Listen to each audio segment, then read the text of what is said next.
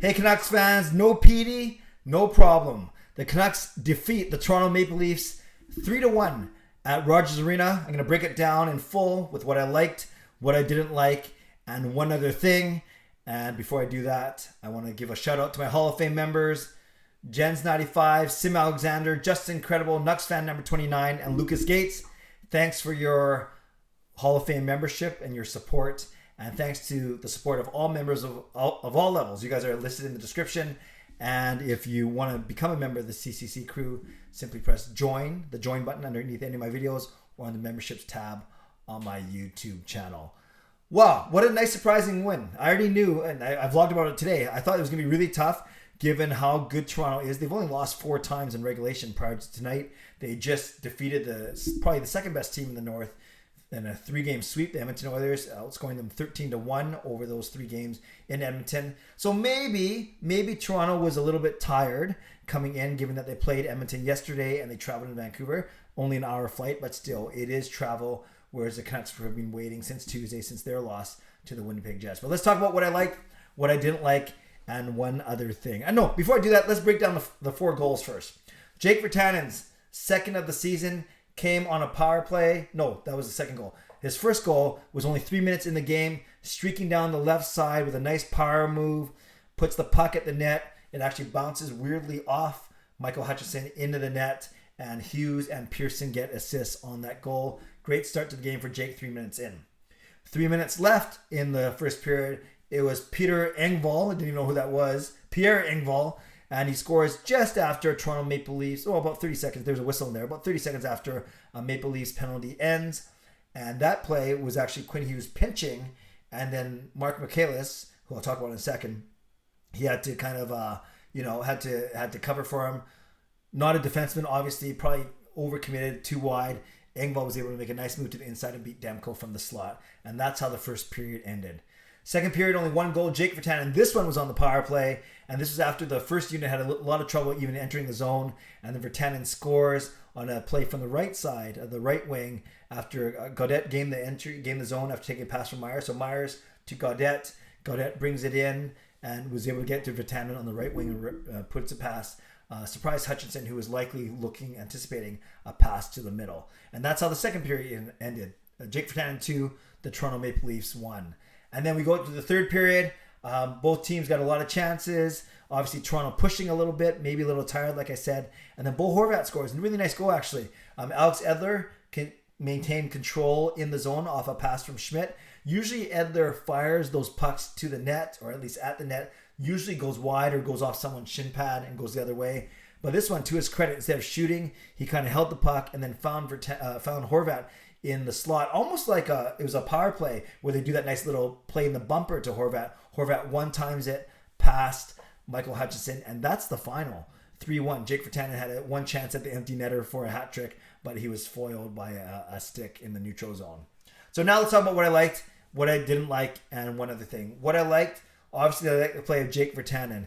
He was not only good scoring those 2 goals, but he was actually pretty strong defensively. I can think of at least 2 times where he made strong back checks in the neutral zone. And that's, a part of his game that people kind of doubt. They question, I wouldn't say his work ethic, but they question, how good he is defensively, how responsible he is defensively. So I thought Jake Virtanen overall had a really good game. And I'm just pulling up his stats right now.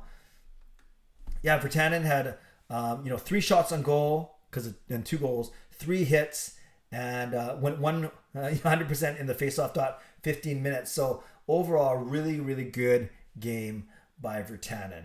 Obviously, I love the play of Thatcher Demko making 31 saves on 32 shots. The only one to beat him was that nice shot by Engvall from the slot at the end of the first. But overall, Demko was really good. Made some really good saves. Helped out by a post or 2. But it doesn't matter. It's just different when Demko's in net. The Canucks look more steady, and he just seems more confident. He takes up more space, more square, and is not as flaily, not as relying as instincts as much as say Braden Holtby. So I think Thatcher Demko continues to establish himself as our number 1 goaltender. I thought overall the lines were pretty good. I thought the Miller, Besser, and Hoglander line was okay. They created some chances. I thought the Horvat, Pearson, Virtanen line was obviously very good. Virtanen's goals, one of them on the power play, one of them at even strength.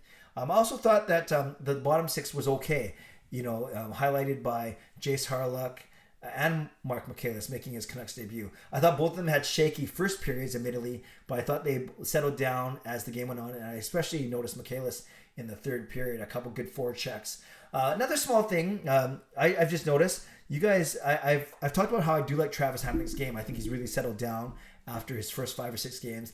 And have you guys noticed, he's not afraid to shoot. He had another 4 shots on goal today. And he's got a quick release, a quick, hard release. I think there was a shot in the second period where I was surprised. He barely had any time. And boom, a quick snapshot from below his waist. And it made it all the way to Hutchinson. And he was forced to make a good save. So I do think Hamonic is getting more and more comfortable as the season goes on. And the other thing I liked is Travis Green was able to spread out the ice time of the players. It's not a back-to-back, but they are playing this team again in 2 nights. But across the board, from the blue liners, low man was 16 minutes. Jordy Ben, high man was only 21:30 at Myers. So not bad at all. All the guys within a 5 minute spot, 5 minute gap. And then on the up front, it was Jace Harlock at 8 minutes. Every other forward had at least 10 minutes. You'd expect Harlock, Beagle, and Roussel to play less in the third period. And overall, only JT Miller was the only forward that had more than 20 minutes. So I do like the way that Travis Green spread out his ice time as well. Okay, was there anything that I didn't like? No, I'll be honest. There was nothing. The Canucks, their special teams were good too. They went 1 for 1 on the power play and 1 for 1 on the power play, and they killed off both of the Toronto Maple Leafs man advantages. So I would say there's nothing, hardly anything about the game that I didn't like. But the one thing, the biggest question right now is Elias Pettersson. He left the morning skate 20 minutes early, didn't finish it. Then we heard around 4 o'clock, 4:15, 4:30 that he indeed wasn't going to play tonight. That's why Mark Mckenzie was in.